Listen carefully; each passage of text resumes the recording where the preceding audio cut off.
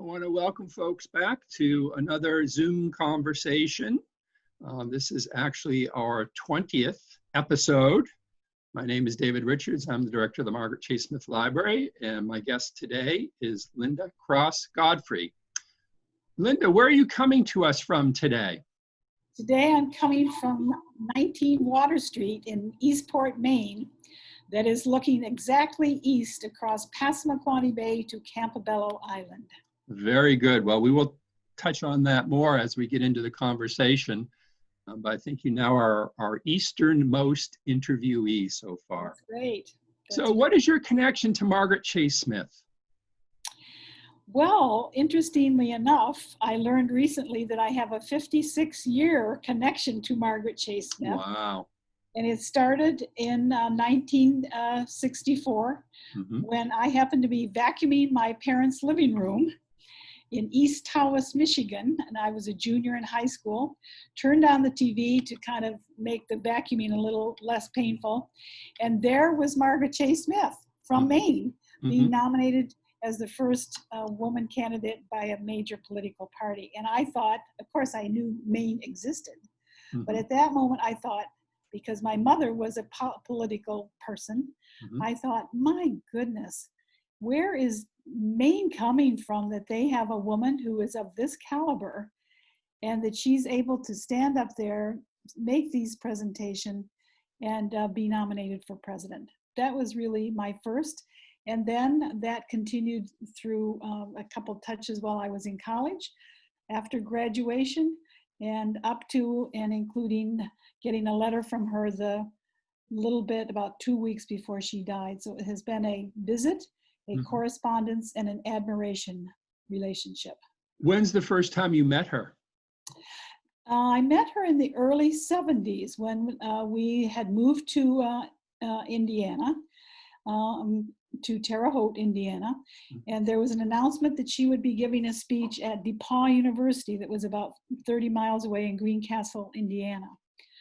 I went there prepared to ask her a question in case that came up. Well, she gave a very fine speech, and this auditorium was filled with college professors and students, and she asked if there were questions because, as you know, she had trouble seeing her notes. So she was very eager to, I think, move through her presentation and get to the questions. Well, she asked for questions and there were none. Not one soul raised their hand. And I thought, well, I'll go with number one. I asked question number one. She answered it. She asked again for questions. No one. I said, well, I mean, really? I asked her question number two. Again, she asks, there's still not one soul in that whole auditorium that's going to ask her a question. So I thought, well, so I asked her, Senator, I have been aware that when you are eating your oatmeal and sitting at the breakfast table overlooking the river by your home, you say that you observe the birds and have learned a lot about human interaction by watching the birds. What have you learned from watching the birds that you've been applying to your life's work? And she gave a longer answer, but she started the answer by saying, I see somebody's been doing some reading. And I loved it. Well, I've never heard that angle about her. I know in her living room, there are some models of some birds that are on a table. What did do you remember anything that she told you about what she had learned from the birds? I do. She had a couple things, but the one I remember most was observing the birds when they have enough.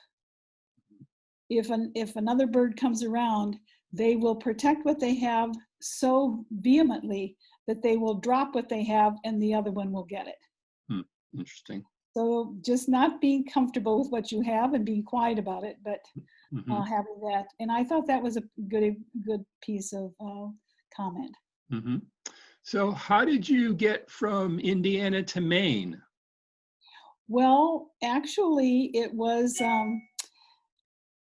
by that time, I was working, I was still at Central Michigan University. And there was a conference that was going to be going on at the University of Maine in Orono. There was a group called Associated Women Students. Some of your viewers may remember those good old days. And it was women and college leaders. 9 of us flew to the University of Maine in Bangor, where the regional conference was going to be held. And I had never flown before. Many others had never flown before. And those were the good old days when the pilot said, we're nearing our landing in Bangor, Maine. It's such a beautiful day, though. I'm going to turn now and fly you up the coast of Maine. And he did, and we were all smitten. And that's when I got the second, what is this Maine all about? Ah, okay. Okay. And so then a lot of the letters indicate, we started visiting Maine, and Bob and I visited for 20 years before we moved here. What was that, the trip to the conference at the University of Maine? What year would that have been? Do you remember? That would have been in about 1968. Okay. Okay. And then after that, you start visiting. We start visiting, coming for summer. We'd always say we're going to go somewhere else in the summer. We'd always end up in Maine. Did you go to different places in Maine, or did you tend to go back to the same? We started in Brunswick. I was very taken by Brunswick, and then we would come just a little. But as soon as we hit this down east, and especially Campobello Island, Okay. coming back. But we always would make a time to say hello, and we're in Maine. And she almost always would invite us to make time on our way back to the airport to stop. We would. And after one of those visits and our lunch, which you probably will ask about later, about Margaret Chase Smith's favorite lunch, we would visit her in her home, go to lunch. And after that, she would send a little letter. And on that particular letter, she said, I hope you will come from time to time until you come to stay. So when people ask us that kind of question, David, I actually say, when they say, how did you happen to come to Maine? I say, Margaret Chase Smith invited us. Very nice. Tell us about some of your visits to see Margaret Chase Smith. I know you've shared an anecdote recently about a visit that you recalled. There are a couple. Always it was an interesting time because she was always very gracious, and we would have kind of a routine that she would greet us. We would go into her living room. We would talk for quite a while. There would come a moment where she would say, well, it's about time for lunch. And she would get a little stool that was always next to her grandfather clock. She would put the stool by the grandfather clock, of course, opening the door, and do whatever she had to do with the pendulum piece to set the clock. She would close the door. She would hand her car keys to my husband and say, please drive us to lunch. But one day, on one of our later visits, I really needed to use the restroom before we left. And I said, excuse me, Senator Smith, but may I make a rest stop before we go? And she answered, well, you could either use my bathroom or you could use the bathroom that President Eisenhower used when he came for a visit. In our family, my mother's family were the Democrats, my father's family were the Republicans. And I said to her, my dad would think I had done the most wonderful thing in our entire family. If I used the same restroom that Eisenhower used, I'll choose that one. It's a great story. Tell us about, was there a particular, when you would go to lunch with her, was there a particular restaurant you would go to? There was, and you probably know better than I. I never paid much attention because we always knew that that's where the car seemed to be programmed to head. But it was a place where she would go, apparently. I understand it's not open now. Was it called Buddy's or something like that? Well, it's gone by several different names. Most recently, it was the Wits End, and before that, it was Cherriers, and I think it might even had a name prior to that as well. Okay. I was right down the hill from our home. Yeah. And we would go there every time. Yeah. And after the first time, we learned that she had a standing menu item that she liked. And so she would order a grilled cheese sandwich burned. And you could tell that no matter who the waitress was, they kind of wanted the rest of the people around to know that when they brought that sandwich out burned, that it was not that they were serving Margaret Chase Smith a burned cheese sandwich. It was because she had requested it. Yeah. So there have been many years on her birthday that we at our house have grilled cheese sandwiches slightly burned. Oh, that's a nice tribute to her. And the other thing that occurred along the way is you struck up a correspondence with her. That's right. And I think you have some show and tell. Can you show people your stack of correspondence? Well, I will show that the stack are my favorite letters that I have chosen from years. So these are favorites. You need to hold it up a little higher. There you go. Okay. There they are.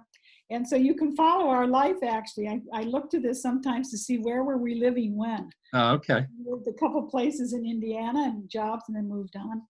So I have you mentioned that the last one you have was just from a few weeks before she died. So it was from early May 1995, and she passed away at the end of May. That's right. And that would be what the first correspondence is? The first one of my favorites, because I suppose I was so naive. If she had written anything before this, I probably didn't tuck it away for the ribbon. 1985. Okay. June of 1985. And she sent it to me at St. Mary of the Woods College, which is where I was working at that time. Okay, and that's in Indiana, is correct? Yeah, yep. So just outside of our home in Terre Haute. But the May 8th, 1995 was, of course, addressed to us in Eastport. And I had heard, that it was being reported that she was not well, but she was telling me how pleased she is to have heard from me. And that please, she'll be like being brought up to date on anything that has happened since we last wrote. And then she finished with, "Your words touch me deeply, and I am most grateful to be remembered." And she always would sign it with best wishes. And then it got into looking forward to seeing you again. And there are some that say love to you. Okay. And you could tell also that as that time went on, that her signature would get more and more challenged. Yeah. And so we're following our life, her career, our coming to Maine, and what is happening with her eyesight. But always the graciousness. And I always thank Angie Stockwell, who just retired from you folks. Yeah. Because when I learned that Angie was there for 35 years, many of these letters were during that time. And I always knew that Margaret Chase Smith must have some really good staff people of graciousness. And so when Angie and I talked of late, we remember some of these letters together. Yeah, Angie would have been the one taking the dictation and doing the typing. It's great. It was great. Do you remember the last time you saw Margaret Chase Smith? Probably, well, we came here in 90, and I don't believe we saw her after we came here. Okay. A lot of our letters reflect, we were not traveling around Maine quite as much because we were living here. And a number of her letters would talk about how she would like to come and visit us. Okay. How much she enjoyed knowing what was going on in this place. How much she wished to see Campobello again. So those were the last, in addition to any subjects we were covering, it was more that she was going to come. And then when she said in one of the letters after she had retired, I thought after I retired, I'd be able to come and visit you. I am busier now with the Margaret Chase Smith Library than I have been. And I actually, I'm just remembering, David, the last time we visited her, we didn't know that would be our last time because we were still in Indiana. And I said to her, your house is always so perfect. And it very much reflects who you are. And she said, well, Linda, I have everything ready so that within 5 minutes of my death, someone can shut the door, someone could put the key in 5 minutes, and it's ready for my library and visits for other people to come. That was a pretty impressive plan and commitment. So can you share some of the other correspondence that you had with Margaret Chase Smith? Well, yes, there's one that I have where she is, something interesting happened when we were in Indiana. And I was employed at Indiana State University. And That would have been in about 19, oh my golly here, well, when the Equal Rights Amendment was coming forward. Mhm. So that period of time. And I had been asked from the university to organize a Women's Week program. So our committee suggested that we invite 4 people to be the keynote speakers, one of which might come, but probably none of who would come. We invited Helen Gahagan Douglas, representative from, and actress from California, Jean Kirkpatrick, the diplomat at that time, later the ambassador. To the United Nations. Yes, to the United Nations. Gloria Steinem, who we all know, and Margaret Chase Smith. That's an interesting group. It was an interesting group. We sent the letters out. Yeah.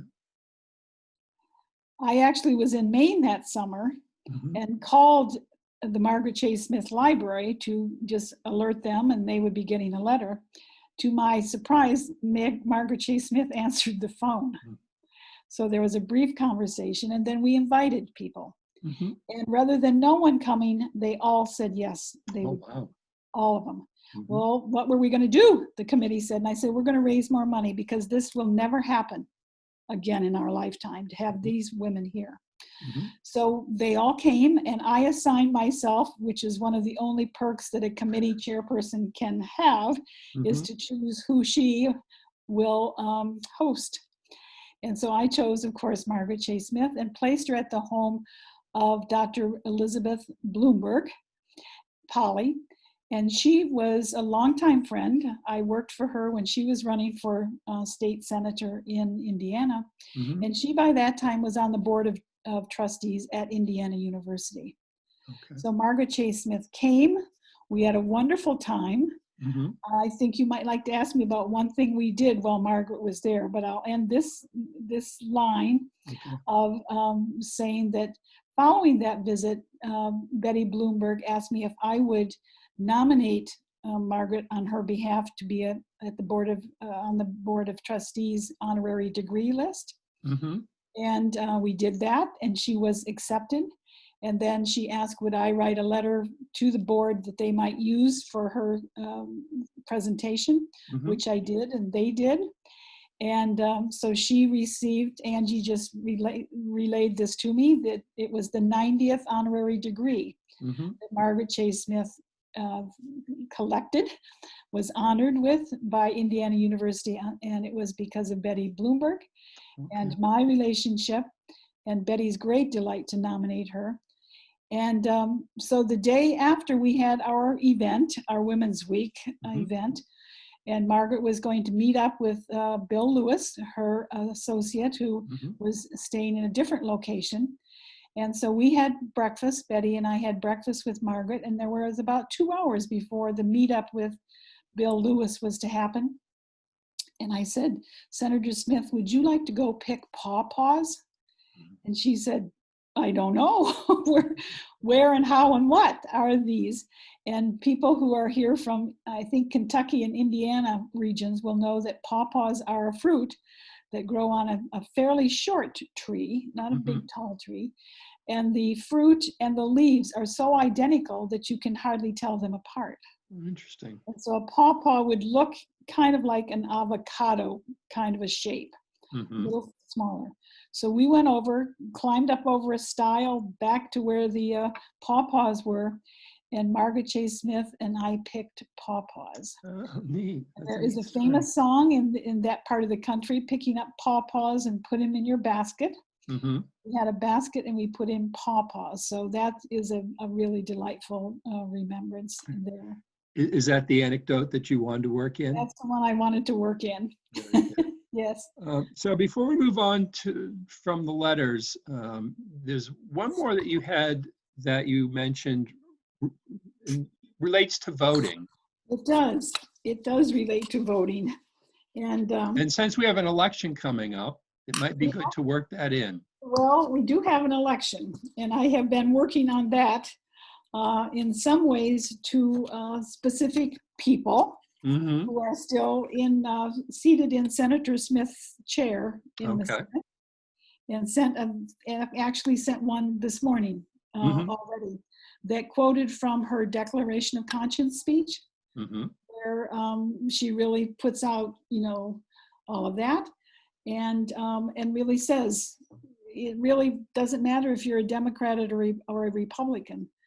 It matters, do you behave in a certain way? So I quote from that list of, and that wonderful word, calumny, Calumny, calumny. falsehoods. Yeah. Yes, the four horsemen of calumny. Now Mhm. that's all of that's very profound and timely for Mhm. today. Mhm. So if this comes off before the election, I would encourage people to reread the Declaration of Conscience speech, Okay. and everything that every politician needs to know Mhm. um, is there. Mhm. And I will come back to one more thing that she said on the last visit that relates to politics also, David. So Mhm.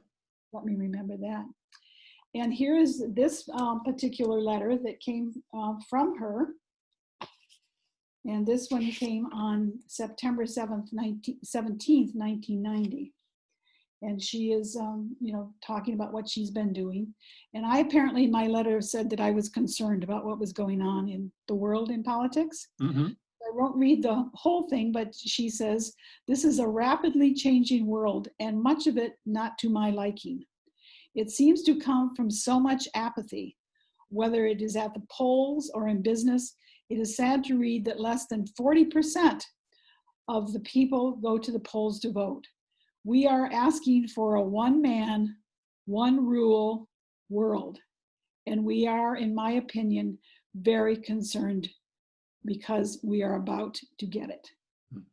Now, Interesting. That's 1990.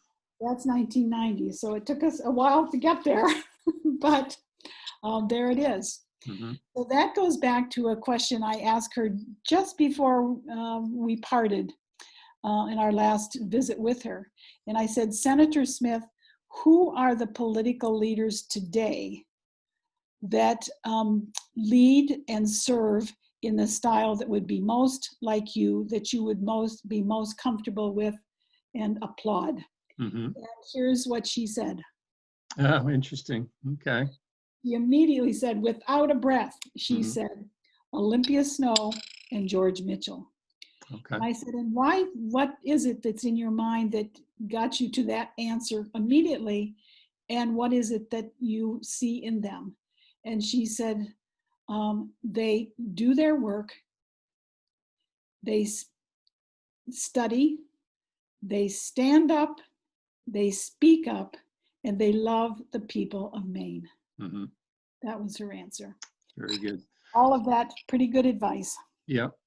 Mhm. Now, I know you are affiliated with something called the Atlantic Leadership Center, and leadership Yeah. is something you just, mentioned about what Margaret Chase Smith valued about leadership, but it's been something that's very important in the work that you do. So can you speak about what the Atlantic Leadership Center does?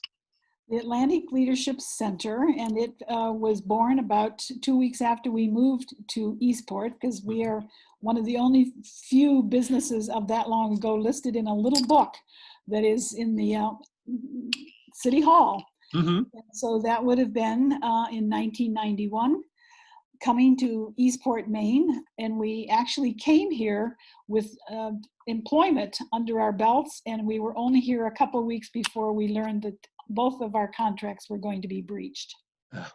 And so we had to figure out, well, here we are in Mm-hmm. Eastport, Maine, in a Mm-hmm. new mortgaged home, Mm-hmm. and we can tell and never assume that this was the employment capital of the world.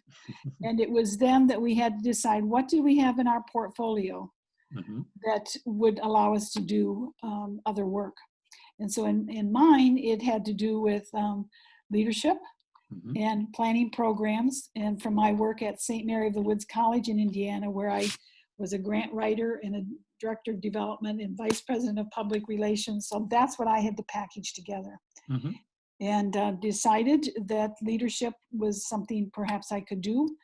Just a little bit later in this struggle of what were we going to do, there was an ad in the paper from the University of Maine in Orono. And Dr. James Toner was putting out a call for people who could be involved in long distance learning Mm-hmm. on specific topics related to management. I went over, saw Jim Toner, and he said, we're going to hire you to do this for us, but there's something you like, a different word or a different way other than management. What is it that you like? And I said, I really love leadership. Mm-hmm. And they said, go ahead and create that program. That's what we'll Okay. do. So starting there and up until now, we do, we're, single ownership, Mm-hmm. LLC. And for all of these years since we have been here, and this is our 30th year. It has been retreats, seminars, women's retreats, Mm-hmm. a lot of them held on Campobello Island. And then I also was hired as a full-time employee, a distant employee for the University of Maine, and planned, orchestrated, and sometimes taught through their distance learning in areas of management, leadership. So that's how the package came together. Very good. And now in this time, we look to redoing this. Bob, my husband, and I work together on a lot of these, including programs on the Roosevelts and Mm-hmm. others on Campobello. And we are now looking to package those to do them in a distant learning way, Yeah. similar to what we're doing today. Very good. So Mhm. talk to us about the work that you've done on Campobello Island. Mm-hmm. Well, Campobello Island, either people haven't heard about it at all, or they all know that that's where the Roosevelts spent their summer retreat days. And from when Franklin was 1 year old and his parents came there until 3 months before Eleanor died, that span of time covered about 70-ish years. Oh, wow. And so while we look across from our home right over to Campobello, which we could get there in about 4 minutes by a nice speedboat, Mm-hmm. or not even a fast boat, but it takes us about 45 minutes to go around the edge Mm-hmm. and cross the Franklin Delano Roosevelt Bridge at Lubec Mm-hmm. and come on to Campobello Island. Mm-hmm. And it's there that the Roosevelt Campobello International Park, which was really a marvelous vision of Eleanor Roosevelt that we cover very uniquely in our programs. And for these 30 years, and actually 29 of the 30 years, we have done programs on Campobello Island. First, women's retreats, Aboriginal and women's retreats, programs like Sacred Trees, Sacred Water, some of those things. And then we have specialized in the last 25 years in Franklin and Eleanor Roosevelt, Life at the Glorious Edge. And those have been offered in week-long programs through the Rhodes Scholar Program. Mm-hmm. Okay, And Rhodes Scholar. Yep, I know. I'm familiar with that. Yep. so we have been very happy to do that. And it is our intent that Life at the Glorious Edge will be our continuing moniker here. Mm-hmm. And so we will have programs, and if people go on the website, my website that needs updating at this moment, but website, theatlanticleadershipcenter.com, Mm-hmm. they will see our span of interests and our intents. And one of them is that I would like to develop a program that's really so focused on women leaders and featuring, of course, Margaret Chase Smith and Eleanor Roosevelt, Mm-hmm. also Frances Perkins, Mm-hmm. and Anne Morrow Lindbergh in her writings for women, and Frances Perkins, that wonderful thing that has happened in Maine now that has the Frances Perkins Center, Mm-hmm. and a few others that I find, Rachel Carson, a few others that I really want to spend the rest of my time elevating. Very good. Did you ever happen to have a discussion with Margaret Chase Smith about her friendship with Eleanor Roosevelt? I didn't have a discussion. I didn't know it at that point, and I didn't know our connection at that point. Mm-hmm. What I both appreciate, but also am sorry about, that as I have done more reading on that particular topic, what I learned is that for most of the time, they were very amiable colleagues. Mm-hmm. They both went through that whole thought of, were they feminists or were they not feminists, and both ended up kind of not necessarily wanting the label, but behaving that way more than almost any feminist that ever has come along. And then they were, if the question that answers the next part of this is, when people say, who were the first two people that debated on TV as part of promoting the presidential candidates? And people will say that it was Nixon and Kennedy, and that's not true. It was Eleanor Roosevelt and Margaret Chase Smith. And they were both each representing their political party. And there are some things that it is said that Margaret Chase Smith did in preparation for this face-to-face first debate ever on TV. And that Margaret made sure that it was actually Bill Lewis, because he was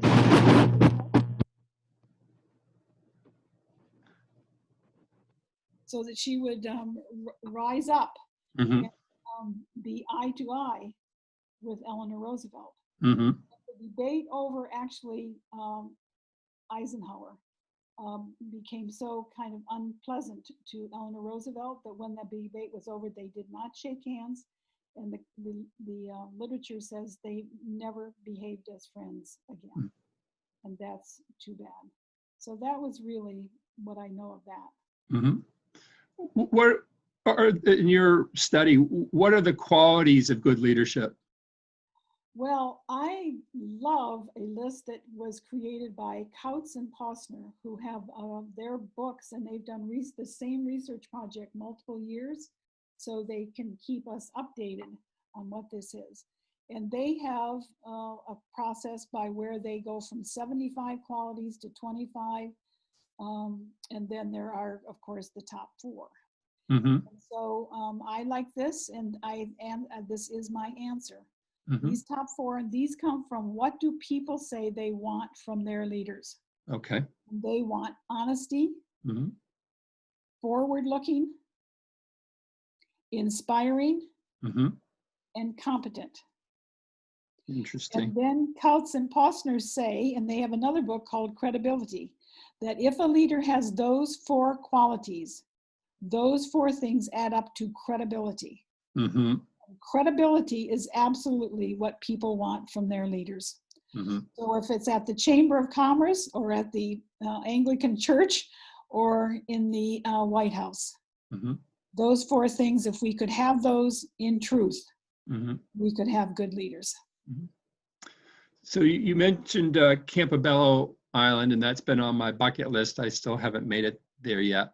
What is the status of Campobello? As Americans, are we currently permitted to go there? No. Sadly, but also wisely, very soon after it became clear that this was going to be an international disaster for all places, Mm-hmm. the only way that the island people living on Campobello year-round, the only way they can get there is to cross the Franklin Delano International Bridge to Lubec, come Mm-hmm. through the United States, go north, and at the Calais St. Stephen crossing, go back into Canada. Mm-hmm. Well, what the Premier of New Brunswick decided to do very quickly was to close the border, period. Mm-hmm. Period. Mm-hmm. The island people have passes that allow them to come and go because they have to do their grocery shopping and Mm-hmm. get gas and do those things. So they can come and go, but they can't stop. They have to get here and then cross the border and get back. Mm-hmm. And very soon after, again, and even right at the same time when everything was changing, Rhodes Scholar canceled all their programs Mm-hmm. worldwide. So like 5,000 programs. I mean, when you really think about the financial realities of Mm-hmm. everything, and when it hits home like that. So all of our programs on Campobello, none of the programs happened this year. Mm-hmm. And it is probably that they will not happen again next year. Mm-hmm. So they like the local people over there still did. They have a great thing that's called the Fog Fest. Mm-hmm. And they, the island people, the kind of the next generation of leaders went ahead with the Fog Fest. And they arranged it so that, well, they only had Canada people coming, but Mm-hmm. they let the ferry come more often. Mm-hmm. From Deer Island to Campobello. So they had a very successful festival, but everybody, like everybody everywhere, is eager to find something that we used to know how to do Mm-hmm. differently. How many permanent residents are there on Campobello? Right now, they're about 750. Okay. So there would have been a higher day, and it is challenging, and yet the people love living there. Mm-hmm. We just received word from one of the people who speaks at our program, and this is he's a retired admiral, rear admiral in the Coast Guard, and a psychology person who has worked for 5 different presidents, or in different ways with the governments, as a person who deals with emergencies. Mm-hmm. So he has done 9/11, he's done Oklahoma, he's done this, he's done that. So he was just brought back from retirement to do work on this. We covered his work. He and I do a program during our Campobello schedule that's called Resiliency. And that's because the Roosevelts were very resilient people. Mm-hmm. Mm-hmm. And also he has just published a new song that he has written called Campobello Sky. Mm-hmm. And he debuted it for our program, and it's out now. He has at first given that song for a year to the Campobello people. So last year they could go on YouTube, anybody could. Campobello Sky, Brian Flynn, and you can hear Campobello Sky. And we just received word the other day. I'm part of a business in Eastport that does things, sells, it's a shop. Mm-hmm. And he said, I'm letting you know I'm sending you a box of new CDs. Mm-hmm. That he has recorded this with a Canadian star, and Campobello Sky will be there. And it is the story of this place and the fishery and the waters and the surrounds. So it's going to be a very big hit locally, mm-hmm. probably beyond. How has the pandemic affected Eastport? Well, interestingly enough, and we credit Governor Janet Mills with much of what has happened in Maine, and still looking at the national map, Maine comes out in a pretty good color. Mm-hmm. Up until, actually, that was what I was working on this morning. Up until yesterday, Washington County had like 3, 6, 9. All of a sudden, a couple days ago, it went up to 12. Mm-hmm. Yesterday, it went up to 19. So some of us who are in leadership positions were doing this big hullabaloo this morning, calling and saying, because you can see in the zip codes where they are, mm-hmm. in our Washington County. Eastport, Perry, and Pleasant Point. So that's our little grouping right immediately here. Mm-hmm. Still has none that mm-hmm. have been reported or are known of. But we now have these 19 in Washington County. Mm-hmm. So there's great concern about it. The greatest bud of it right now is at the paper mill area in Baileyville, and they have a lot of people coming and going. Mm-hmm. So there is now some new energy around what do we have to do? Mm-hmm. What do we have to do? Mm-hmm. And there we go with leadership again, right, David? Yes, and have been for a long time trying to make Eastport an up-and-coming destination. And I know you've done work with a very well-known writer, journalist named James Fallows. Can you talk about that? I can. I didn't think about you asking that this morning, but I actually am delighted. In 2013, James and Deborah Fallows, James is the writer for the Atlantic magazine, and the Atlantic partnership with National Public Radio and Esri Computers, because the Fallows said for all of their years in Washington, where politics and everything is so overwhelming and quite negative, they wanted to take on a project that they called the American Futures Project, and find one city in each state that was that state's best example of resiliency and reinvention. Mm-hmm. They got thousands of nominations from their readers.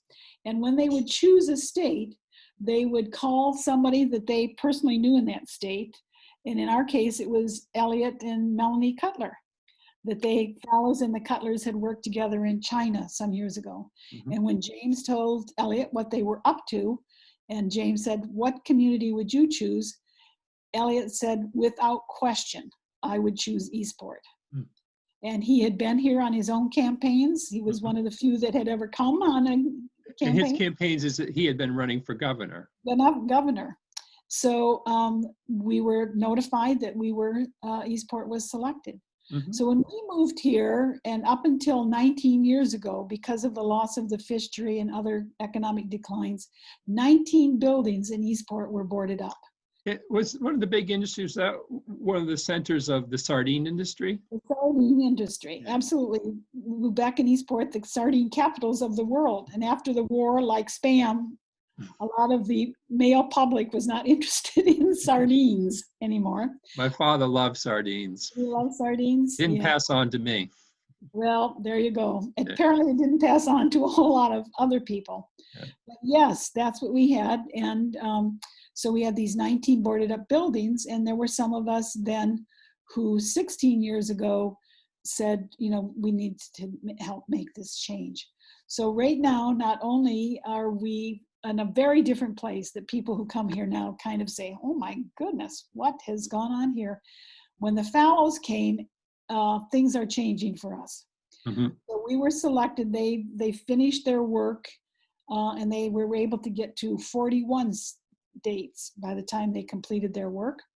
And so that we received like 32 blogs online, the American Futures Project, Mhm. Makers online. Eastport was in 32 blogs. They stopped their work because they received a book deal. Mhm. And so they came out with a best-selling book before it even was on sale called Our Towns. And they selected 28 communities from those 41, and Eastport is one of those. Mhm. And then we heard, and it's already been filmed, so this is kind of a sneak preview Ooh. announcement for your audience. A scoop. That's a scoop. So they have now selected, the question is if it's 4 or 5, but we Mhm. know it's no more than that. They have selected from the 41, from the 28 in the book, now 4 that are part of an HBO documentary Oh, interesting. that will be released sometime this spring or summer. Mhm. Wisely, it's all in the can, as they say. Okay. Okay. And as I said to the producer, are you going to reveal who all has made the cut?